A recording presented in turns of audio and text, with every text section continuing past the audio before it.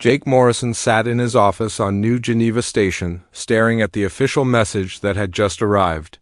The blue holographic seal of the Galactic Council glowed above his desk, casting strange shadows across the room. He had been the human ambassador to the galaxy for 5 years, but he had never seen anything like this before. The message was short and direct. The Galactic Council demanded that humanity appear before their tribunal to answer serious charges. The words made Jake's stomach turn cold. Reckless expansion, violation of territorial boundaries, disregard for established protocols. The punishment could be severe. Very severe. Jake pressed the button on his desk. Lisa, Ryan, Amy, please come to my office right away. We have a problem. Dr. Lisa Harper arrived first. She was a small woman with bright eyes who knew more about alien cultures than anyone else in human space. Her job was to help humans understand the strange ways that other species thought and acted. She looked at Jake's face and knew something was wrong. What happened? She asked, settling into the chair across from his desk. Commander Ryan Cole came. Next, he was tall and strong, with gray hair and scars from old battles. He had fought in the border wars against the Centauri pirates and knew how to handle dangerous situations. He stood by the window, looking out at the stars. Amy Wells came last. She was young and smart, maybe too smart for her own good. She had finished law school when she was 22 and specialized in galactic treaties. She carried a tablet and was already taking notes before Jake even spoke. "The Council has summoned us," Jake said, pointing to the holographic message. "They want to put humanity on trial," Lisa leaned forward. "On what charges?" Jake read from the message. "Reckless expansion and violation of established territorial boundaries. They say we have spread across the galaxy too fast without following proper procedures." Ryan turned from the window. "What procedures? Nobody told us about any procedures." When we started exploring, Amy was already working on her tablet. The Council follows very old laws. Most species take thousands of years to expand beyond their home systems. They move slowly and carefully. They study everything for centuries before making decisions. "We did it in 200 years, Lisa said quietly. "From our first colony to our current 57 systems, that must seem incredibly fast to them." Jake nodded. "The message says no species in galactic history has ever refused a council summons. If we don't appear, they could declare war on us." The room fell silent. Everyone knew what that meant. The Galactic Council had 47 member species. Some of them were very old and very powerful. Humanity was still new to the galaxy, still learning how things worked out here among the stars. "What are the specific charges?" Amy asked, her fingers moving across her tablet. Jake called up more details from the message. "Unauthorized colonization of disputed sectors. They say we built colonies in areas that other species claim by right of proximity. Aggressive mining operations that displaced indigenous life forms. They have recordings of our terraforming projects that changed entire ecosystems." Lisa looked worried. "Did we really do all that?" "We did what we had to do," Ryan said firmly. "Our people needed places to live. We found empty systems and made them livable. If other species wanted those systems, they should have claimed them properly." Amy shook her head. "That's not how galactic law works. Some species claim territory just by being near it. Others claim it by historical significance. The Altarians claim every system that their ancestors ever visited, even if they never built anything there." Jake stood up and walked to the window. Outside, he could see human ships coming and going from the station, cargo vessels bringing supplies from the colonies, passenger ships carrying families to new worlds, scout ships heading out to explore unknown sectors. All of this could be lost if the Council decided to punish humanity. "How long do we have?" Lisa asked. 2 weeks to reach the Council station, another week to prepare our defense." Jake turned back to his team. "We need to understand what we're really facing here." Amy pulled up more information on her tablet. "The Council station orbits the galactic core. It's huge, bigger than any human city. Representatives from every major species live there permanently. The station itself is over 10,000 years old. What kind of punishments do they usually give? Ryan asked. Amy's face went pale as she read. Complete withdrawal from all colonized worlds. Permanent exclusion from galactic civilization. Trade embargo.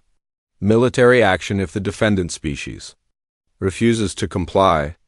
Jake felt the weight of responsibility settle on his shoulders. Every human in the galaxy was counting on him to handle this correctly. 57 colony worlds with millions of people. The exploration fleets pushing further into unknown space. The research stations studying alien technology. All of it could be lost. We need to understand their perspective, Lisa said. Why do they see our expansion as threatening? Jake sat back down. Tell me about the other species. How do they normally expand? Lisa opened her own tablet and began reading. The Zephyrians took 3,000 years to establish their first colony outside their home system. They spent centuries studying the target system, sending unmanned probes, analyzing every detail. When they finally sent colonists, they had planned everything perfectly. The Rigel Confederacy is even slower, Amy added. They debate every decision for decades. Their government requires unanimous consent from all member worlds before they can authorize any expansion. Ryan laughed, but there was no humor in it. While they're debating, we're building. While they're studying, we're living. That's the human way. That's exactly the problem, Jake said. We think differently than they do. We act fast because we have to. Our lifespans are shorter than most galactic species. We can't afford to spend centuries planning every move. Lisa nodded. The average human lives may be 90 years. The Council's High Arbiter is over 5,000 years old. To him, our fastest expansion probably looks like a single day. Amy was taking notes frantically. We need to prepare our defense. We can argue that our expansion was necessary for survival. We can show that we always tried to avoid harming other species. Did we? Jake asked. Really? The question hung in the air. Everyone in the room knew the answer. Humanity had expanded. Fast and sometimes messily. They had claimed systems that other species wanted. They had changed worlds to suit human needs. They had pushed forward without asking permission from anyone. We did what we had to do, Ryan said again. That's what humans do. We survive. Jake looked at each of his team members. Lisa with her deep knowledge of alien cultures. Ryan with his military experience and tactical mind. Amy with her legal expertise and diplomatic training. They were good people, smart people, but were they good enough to save humanity from the consequences of being human? We have 2 weeks to get to the council station, Jake said. I want to know everything about galactic law, council procedures, and the species that will be judging us. I want to understand their perspective completely. What's our strategy? Amy asked. Jake was quiet for a long moment. I don't know yet. But I know we can't just apologize for being human. We are what we are, and we did what we did for good reasons. Maybe it's time the galaxy learned to accept that. The team began to gather their things. Lisa would research the cultural backgrounds of the council members. Ryan would analyze the military implications of various outcomes. Amy would study the legal precedents and prepare their formal defense, but Jake remained by the window, looking out at the human ships moving through space. Somewhere out there, on dozens of worlds, human families were living their lives. Children were being born. New discoveries were being made. The future was being built one day at a time. In 2 weeks, he would stand before the most powerful beings in the galaxy and defend humanity's right to exist as they were. The thought terrified him. But it also filled him with determination. Humans had faced impossible odds before. They had survived when survival seemed impossible. They had thrived. When others said they would fail, maybe it was time to show the galaxy what humans were really capable of. The used Defiant dropped out of hyperspace near the council station, and Jake Morrison pressed his face against the viewport. Nothing could have prepared him for what he saw. The station was massive beyond imagination. It stretched across space. Like a small moon, its surface covered with towers and domes that glowed with the lights of 1,000 different civilizations. How big is that thing? Ryan Cole asked, standing beside Jake at the observation deck. Amy Wells checked her tablet. The station is over 200 kilometers across. It houses more than 50 million beings from every corner of the galaxy. Some sections are older than human civilization. Lisa Harper joined them at the viewport. Look at the different architectural styles. Those crystal spires belong to the Zephyrians. The floating platforms are Altarian. Those dark towers with no windows must be from the Void Dwellers. Jake felt very small. The human delegation consisted of just 4 people on a single ship. They were about to face the combined authority of 47 different species, many of which had been exploring the galaxy since before humans learned to use fire. Incoming transmission. The ship's computer announced. A holographic image appeared in the center of the observation deck. The being that materialized was tall and thin, with skin that looked like polished metal. Its eyes were large and completely black. Human vessel, you are cleared to dock at Bay 77. You will be escorted to temporary quarters. The tribunal begins in 6 hours. The image disappeared without waiting for a response. Friendly, Ryan muttered. That was a Rigel Confederacy representative, Lisa said. They're the ones who filed the formal charges against us. They don't like humans very much. The docking process took an hour. The station's docking bay was enormous, filled with ships of every size and shape imaginable. Jake saw vessels that looked like living creatures, others that seemed to be made of pure energy, and some that hurt to look at directly. Their escort met them at the airlock. It was another metallic being, but this one wore official robes marked with the council symbol. It spoke in a voice that sounded like music played on metal instruments. I am Clerk Velanen. You will follow me to your quarters. You are not permitted to wander the station unescorted. You will remain in the guest sector until summoned. The corridors of the station were vast and strange.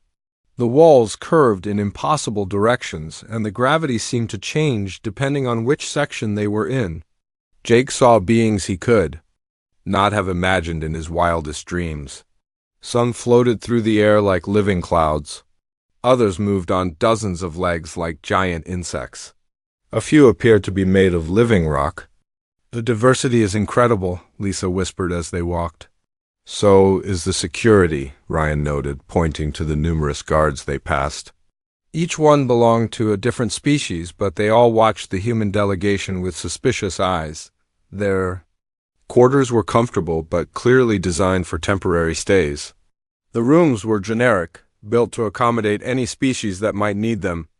Jake gathered his team in the main sitting area. 6 hours until the tribunal, he said. Amy, what do we know about the procedure? Amy opened her tablet and began reading. The tribunal follows ancient protocols. First, the charges will be read formally. Then the prosecutor will present evidence. After that, we get to respond. The whole process could take days. Who's the prosecutor? Lisa asked. Kethmer of the Rigel Confederacy. He's been practicing galactic law for over 300 years. He's never lost a case. Jake felt his stomach tighten. What about the judges? The full council will hear the case. 47 representatives, one from each member species. But the final decision rests with the High Arbiter. Tell me about him, Jake said. Amy's face grew serious. High Arbiter Veltar is the oldest known being in the galaxy. His species, the Eternals, live for tens of thousands of years. He's been the High Arbiter for over 5,000 years. He's seen the rise and fall of entire civilizations. Ryan leaned back in his chair. So we're being judged by someone who's older than human history. Much older, Amy confirmed. To him, our entire species is like a child that just learned to walk. Jake stood up and began pacing. What's our best defense strategy? Amy consulted her notes. We could argue that we didn't know about the protocols, claim ignorance of galactic law, ask for mercy based on our inexperience. That makes us sound weak, Ryan objected. We could argue necessity, Lisa suggested. Explain that human physiology and psychology require faster expansion than other species. Or we could claim that the laws are unfair, Amy added. Argue that they discriminate against species with shorter lifespans. Jake stopped pacing. What do you think they want to hear? An apology, Amy said without hesitation. They want us to admit we were wrong, promise to follow their rules, and accept whatever punishment they decide. And if we do that, what happens to humanity? Amy looked uncomfortable. We would probably have to abandon most of our colonies, restrict our expansion to a few systems, accept permanent monitoring by council observers. That's not acceptable, Ryan said firmly. Jake nodded. No, it's not. But what's the alternative? Before anyone could answer, a chime sounded throughout their quarters. The voice of Clerk Villainen echoed from hidden speakers. The tribunal will convene in 1 hour. Prepare yourselves. The walk to the tribunal chamber took 20 minutes. The corridors grew more impressive as they approached the center of the station. The walls were covered with artwork from hundreds of different worlds. Jake saw paintings, sculptures, and forms of art that had no human equivalent. The tribunal chamber itself was breathtaking. The room was circular and enormous, with seats arranged in rising tiers around a central platform. Each tier was designed for a different species, with varying gravity, atmosphere, and lighting. At the top of the chamber sat a single massive chair made of what looked like crystallized starlight. That's where the High Arbiter sits, Amy whispered. The seats were filling with representatives from across the galaxy. Jake saw beings of every imaginable form. Some were humanoid, others were completely alien. A few seemed to exist in multiple dimensions at once. The air hummed with dozens of different languages as the representatives talked among themselves. Look at them all, Lisa said softly. Every major civilization in the galaxy is here. Jake felt the weight of history pressing down on him. This chamber had seen the rise and fall of empires. It had witnessed the birth of new civilizations and the extinction of others.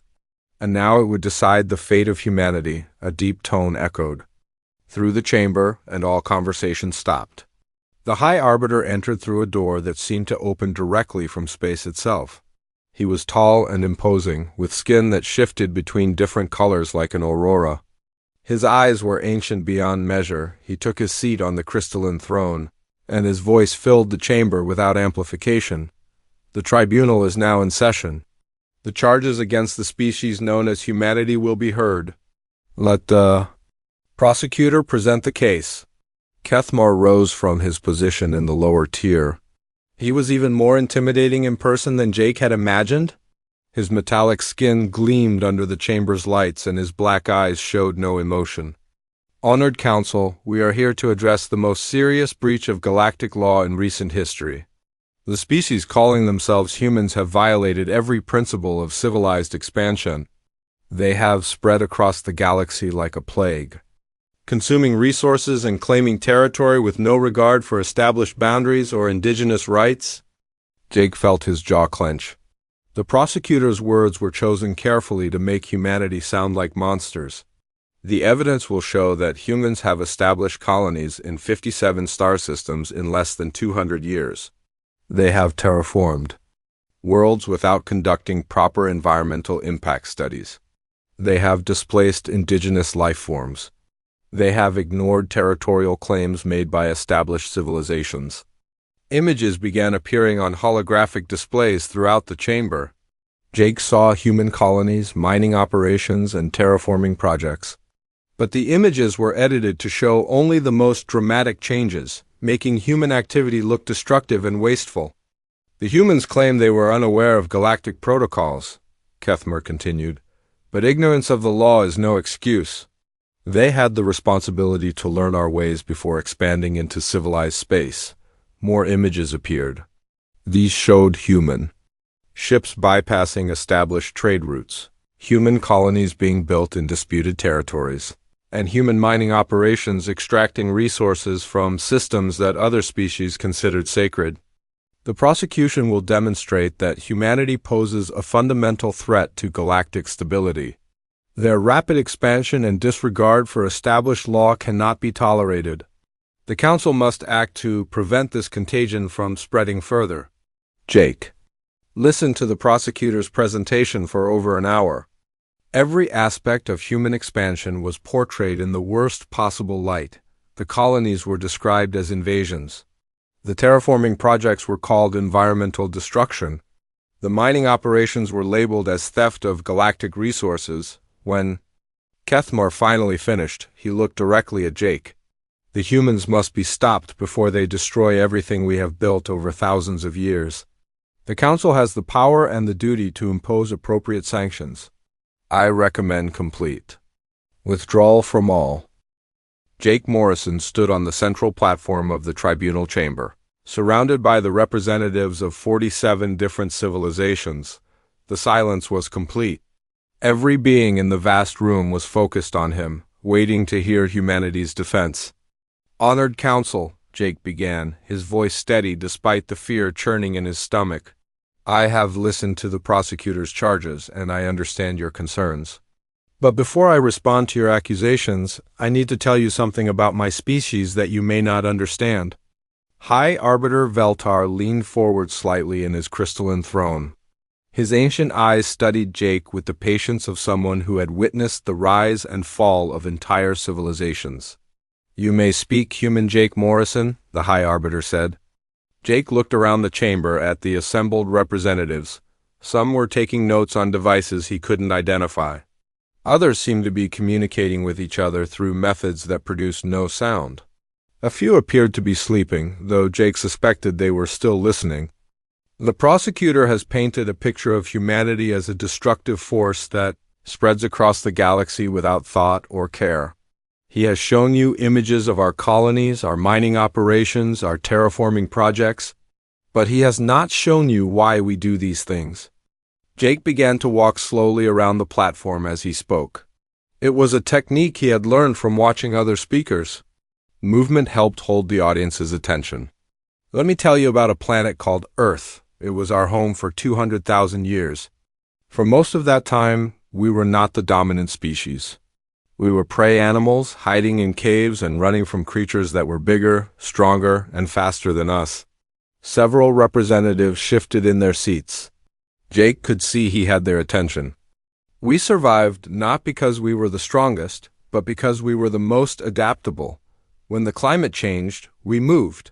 When food became scarce, we found new sources. When predators threatened us, we learned to fight back. We survived because we never stopped moving, never stopped trying, never stopped adapting. Jake paused at the center of the platform. But survival came at a cost. We learned that hesitation meant death. We learned that opportunity had to be seized immediately because it might not come again. We learned that the universe was not a safe place and that security came only through constant vigilance and action. The chamber remained silent, but Jake could sense a change in the atmosphere. The representatives were listening more carefully now. When we finally developed the technology to leave our world, we brought those lessons with us. We expanded quickly. Not because we were greedy, but because we were afraid. Afraid that if we didn't claim new worlds, we would be trapped on our single planet when disaster struck. Jake looked directly at Prosecutor Kethmore. The prosecutor says we have no regard for established boundaries or indigenous rights. But, from our perspective, boundaries that exist only in the minds of distant civilizations are meaningless. Rights that are claimed but never exercised are not rights at all. A murmur ran through the chamber. Some representatives seemed offended by Jake's words, while others appeared thoughtful. Let me give you an example, Jake continued. The Altarians claim territorial rights to the Vega system because their ancestors passed through it 3,000 years ago. But in all that time, they have never built a single structure there. They have never sent colonists. They have never even established a monitoring station. Jake spread his hands wide. Meanwhile, human families needed a place to live. Human children needed clean air and safe water. Human farmers needed fertile soil to grow food. We found an empty system with habitable worlds and we made them into homes. How is that a crime? High Arbiter Veltar spoke for the first time since Jake had begun. You speak of need, human Morrison. But need does not override law. The Altarians have a valid claim to the Vega system under Galactic Statute 4.7.2. Jake nodded respectfully. I understand that, High Arbiter. But I must ask, what good is a law that prevents the use of resources? While being suffer? What is the purpose of territorial claims that serve no practical function? The question hung in the air like a challenge. Jake could see several representatives conferring quietly among themselves. The law serves to prevent conflict, Veltar replied. Without established boundaries, species would fight over every habitable world. But don't you see? Jake said, his voice growing more passionate. The law is creating the very conflicts it was meant to prevent. The Altarians were not using the Vega system. They had no plans to use it. But the moment humans began to build there, suddenly it became valuable to them. Jake turned to address the full chamber. How many disputes have been created by these territorial claims? How many resources remain unused while beings across the galaxy lack basic necessities? How many potential colonies have been abandoned because some species claimed them centuries ago but never developed them? The chamber erupted in dozens of different voices as representatives began arguing among themselves. Some defended the traditional system, while others seemed to be considering Jake's words. High Arbiter Veltar called for order. The human raises interesting points, but law is not based on convenience. It is based on principle. I agree completely, Jake said. But what principles are we talking about? The principle that possession is 9/10 of the law? The principle that actions speak louder than words? The principle that rights come with responsibilities? Jake walked closer to the High Arbiter's throne. Honored Council, you judge us for being different. But difference is not a crime. You expect us to expand at your pace, to think at your speed, to live by your timescales? But we are not you, he gestured toward the Zephyrian delegation. The Zephyrians live for thousands of years. They can afford to spend centuries planning a single colony. Humans live for maybe 90 years. A human child who is born today will be dead before your slowest species makes a single expansion decision. Jake's voice grew stronger. You call our expansion reckless, but from our perspective, your caution is incomprehensible. While you spend decades debating whether to establish a single outpost, entire human generations are born, live, and die. Our rapid expansion is not aggression, it is adaptation. It is survival. The chamber fell silent again. Jake could see that his words were having an effect. Some representatives looked thoughtful, others seemed uncomfortable, and a few appeared to be reassessing their positions. But there is something else you need to understand, Jake continued. Something that the prosecutor did not mention in his presentation. Humanity's rapid expansion has actually prevented more conflicts than it has caused. This statement caused another stir in the chamber. Prosecutor Kethmore rose from his seat. That is an outrageous claim with no basis in fact. Jake turned to face him. Is it? Let me give you some facts. The Tau Ceti system was claimed by 3 different species under various territorial statutes. The Rigel Confederacy claimed it by right of proximity. The Centauri Alliance claimed it by right of discovery. The Vegan Empire claimed it by right of historical significance. Jake paused for effect. All 3 species were preparing to send colonization fleets to enforce their claims. Military vessels were being positioned. Diplomatic relations were deteriorating. The system was about to become the center of a 3-way war. The chamber was completely silent now. Even the representatives who had been whispering among themselves were listening intently. Then humans arrived, Jake continued. We built a colony on the 4th planet before any of the 3 species could act. Suddenly they were not fighting each other over an empty system. They were all angry at us for taking what they considered theirs. Jake smiled slightly. Their anger at humanity actually brought them together. They formed a joint diplomatic protest instead of fighting each other. What could have been a devastating war became a strongly worded letter. Several representatives made sounds that might have been laughter, though Jake couldn't be sure with so many different species present. This has happened dozens of times, Jake said.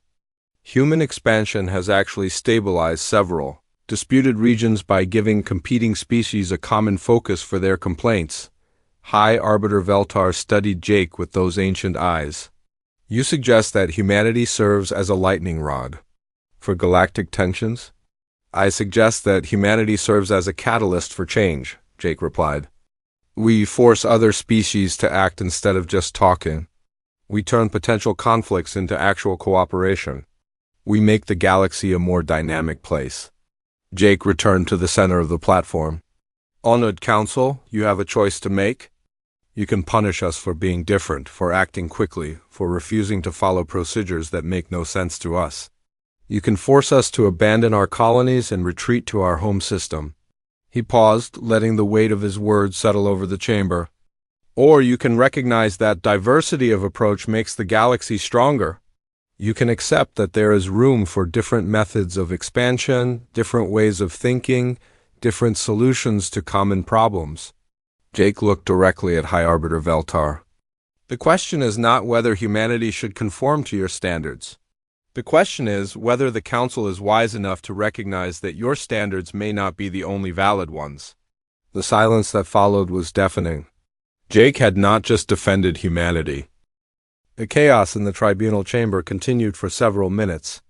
Representatives from different species argued in languages that sounded like music, grinding metal, and electronic static. High Arbiter Veltar allowed the commotion to continue, his ancient eyes never leaving Jake Morrison's face. Finally, Veltar raised one crystalline hand and silence returned to the chamber. His voice carried the weight of 5,000 years of authority. Human Morrison, your words are bold, perhaps too bold. You challenge not just our laws, but the very foundation of galactic civilization. You suggest that our methods, refined over millennia, are inadequate. Jake stood his ground. I suggest that any system that cannot adapt to new realities will eventually fail. The galaxy is changing, High Arbiter. New species are emerging. New challenges are arising. Laws that were perfect for the past may not serve the future. A representative from the vegan empire stood up. She was tall and elegant, with skin that seemed to glow with inner light. The human speaks of change as if it were always good. But change can also bring destruction, chaos, the end of everything we have built. Jake turned to face her. Respectfully, Ambassador, stagnation is a form of death. A river that stops flowing becomes a stagnant pool. A civilization that stops growing becomes a museum. The vegan ambassador's glow flickered with what might have been anger. You compare galactic civilization to a river? We are not water, human. We are thinking beings who have learned the value of stability. But what good is stability if it prevents growth? Jake asked. What good is order if it stifles innovation? What good is peace if it comes at the cost of progress? Another representative rose to speak. This one was from the Centauri Alliance, a being that looked like living shadow with glowing eyes. The human speaks of progress as if expansion were the only measure of advancement. But true progress comes from understanding, from wisdom, from the careful study of consequences. Jake nodded respectfully. I agree that understanding is important. But understanding comes from experience, not just from study. You cannot learn everything about a star system by observing it from a distance for centuries. Sometimes you have to land on the worlds, breathe the air, feel the soil between your fingers. The shadow being's eyes flared brighter. And what of the consequences? What of the changes you make? What of the life forms you displace? We try to minimize harm, Jake replied. But we also recognize that change is inevitable. The universe is not a static place. Species evolve, worlds change, stars die, and are born. We can either be part of that change or be left behind by it. High Arbiter Veltar spoke again. You speak of inevitability, human Morrison, but law exists to guide change to ensure it serves the greater good. Without law, there is only chaos. Jake took a deep breath. This was the moment he had been building toward. High Arbiter, I do not argue against law.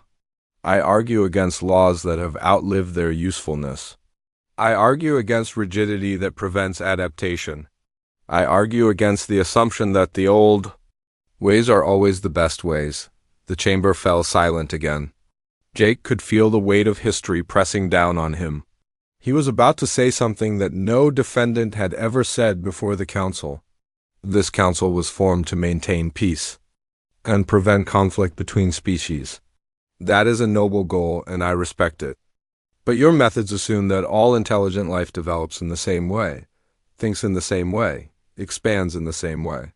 Jake began walking around the platform again, addressing different sections of the chamber as he spoke. You have created laws based on the behavior of the oldest, most established species. You have assumed that their slow, careful approach is the only acceptable method of expansion. He paused in front of the Zephyrian delegation. The Zephyrians take 3,000 years to establish a single colony. That works for them because they live for tens of thousands of years. But what about species that live for less than a century? Should they be forced to follow the same timeline? A Zephyrian representative responded in a voice like wind chimes. All species must learn patience. All species must understand the value of careful planning. But why? Jake asked. Why must all species be the same? Why can't there be different approaches to expansion? Why can't the galaxy be large enough for multiple methods of growth? The question hung in the air like a challenge. Jake could see several representatives conferring among themselves, and he sensed that some were beginning to consider his words.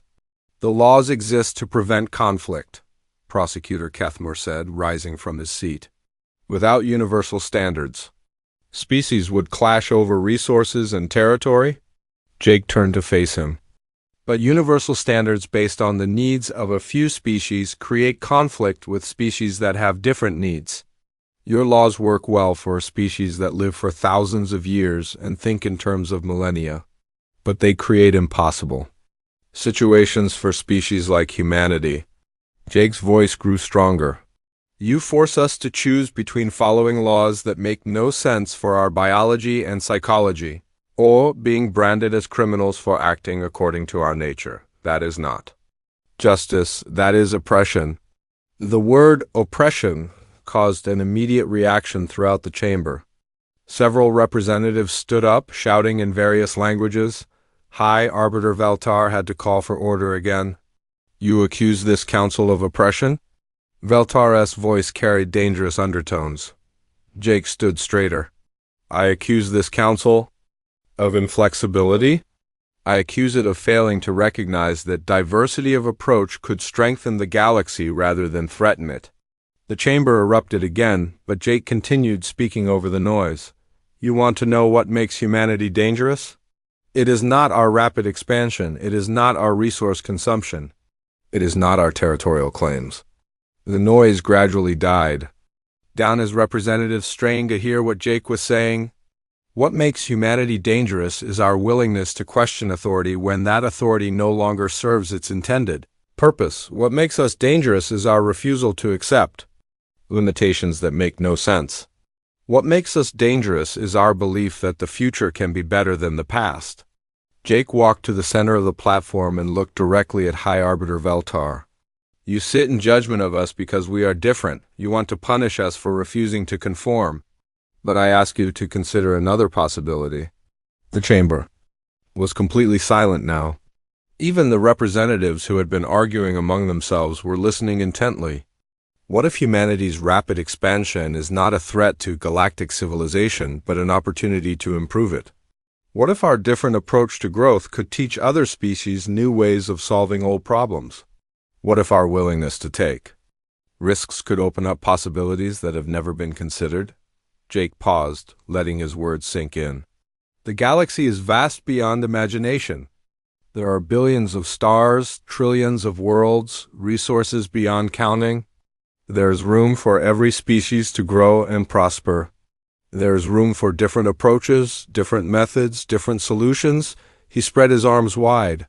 But only if this council has the wisdom to recognize that strength comes from diversity, not uniformity. Only if you have the courage to adapt your laws to serve all species, not just the ones that were here first. High Arbiter Veltar leaned forward.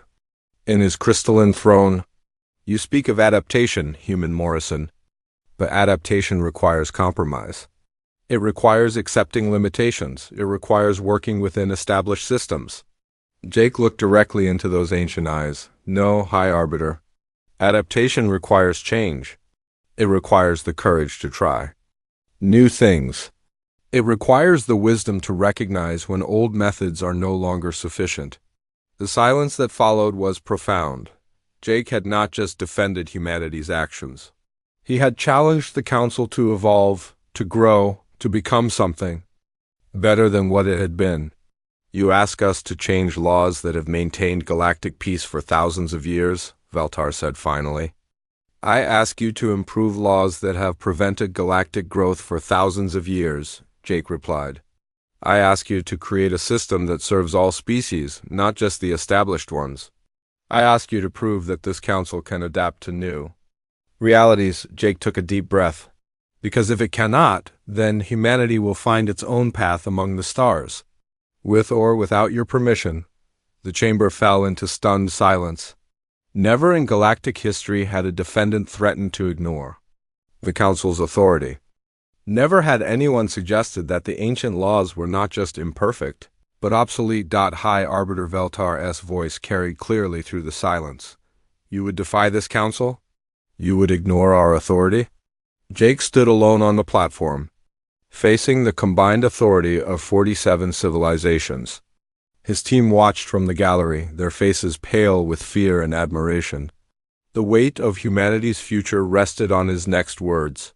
I would defend humanity's right to exist as we are, Jake said quietly. I would defend our right to expand according to our nature. I would defend our right to make our own choices about our future. He looked around the chamber at the assembled representatives. This council can choose to work with humanity as equals, recognizing that our differences make us stronger, or it can attempt to impose its will through force. Jake's voice grew stronger. But understand this, humanity has never responded well to ultimatums. We have never submitted to authority that we did not respect. The tribunal chamber remained empty for 3 hours while the council deliberated. Jake Morrison and his team waited in their temporary quarters, the silence heavy with tension. None of them spoke much. They all knew that the next few hours would determine humanity's place in the galaxy. Amy Wells sat at the table, reviewing her notes for the 100th time.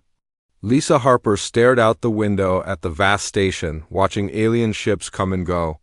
Ryan Cole paced back and forth, his military training making it impossible for him to sit still during a crisis. Do you think we pushed too hard? Amy asked quietly. Jake looked up from his own thoughts. We pushed exactly as hard as we needed to. Anything less would have been dishonest. But what if they decide to make an example of us? Lisa said. What? If they choose punishment over compromise? Then we'll face the consequences, Jake replied. But at least we'll face them as ourselves, not as some watered-down version of humanity designed to please alien judges. A soft chime sounded through their quarters. Clerk Valanin's musical voice followed. The council has reached its decision. The tribunal will reconvene in 1 hour. The walk back to the tribunal chamber felt different this time. The corridors seemed longer, the alien artwork more intimidating. Jake noticed that there were more security guards than before, representatives from various species standing at attention along their route. When they entered the chamber, Jake saw that every seat was filled. Word had spread throughout the station about the unprecedented challenge to council authority. Species that had not been involved in the original proceedings had sent observers. The chamber buzzed with dozens of different languages as beings discussed what they had heard about the humans' defiance. High Arbiter Veltar entered through the same door that seemed to open from space itself. His ancient face was unreadable. As he took his seat on the crystalline throne, the chamber fell silent instantly. The council has deliberated on the charges against humanity and the responses offered by their representative. Veltar began, his voice carrying clearly through the vast space. These deliberations have been among the most difficult in the history of this tribunal. Jake felt his heart beating faster. Everything they had worked for, everything humanity had built among the stars, hung on the next few words. The defendant. has presented arguments that challenge not merely our laws, but our fundamental assumptions about the nature of galactic civilization. He has suggested that our methods, refined over millennia, may be inadequate for a changing galaxy. Veltar paused, his ancient eyes scanning the chamber. Some members of this council find these arguments compelling. Others find them dangerous. All find them worthy of serious consideration. Jake exchanged glances with his team. This was not what they had expected. They had prepared for either victory or defeat, not uncertainty. The human representative has claimed that humanity's rapid expansion serves a beneficial purpose, that their different approach to growth could strengthen, rather than threaten galactic civilization. He has argued that our laws discriminate against species with shorter lifespans and different psychological needs. The High Arbiter's voice grew more somber. He has also made it clear that humanity will not submit to restrictions that deny their fundamental nature. He has, in essence, challenged this council's authority to govern species that do not conform to established patterns. Jake stood up from his seat in the gallery. High Arbiter, may I speak? You may approach the platform, Veltar replied. Jake walked to the center of the chamber, feeling the weight of countless alien eyes upon him. He had said everything he could say in his defense. Now he could only wait to hear the council's decision. The council has voted on the charges against humanity, Veltar announced. By a margin of 24 to 23, the council finds humanity guilty of violating established protocols for galactic expansion. Jake felt his stomach drop. Guilty, after everything he had said, all the arguments he had made, they had still found humanity guilty. However, Veltar continued, the council has also voted on the appropriate response to these violations, and here the vote was very different. The chamber held its breath. By a margin of 31 to 16, the council has decided that the traditional punishments are inadequate to address the unique circumstances of this case. The council recognizes that humanity's rapid expansion, while technically in violation of established law, serves purposes that were not anticipated when those laws were written. Jake felt a spark of hope. This was not the complete defeat he had feared. Therefore, the council offers humanity a choice. You may accept the traditional punishment of withdrawal from all disputed territories and restriction of future expansion to pre-approved systems. You will be placed under permanent council supervision, and all future expansion must be approved by this tribunal. Jake felt the hope dying in his chest. That was barely different from the complete defeat he had feared. Or, Veltar continued, you may accept a new arrangement, one that has never been offered before in the history of this council.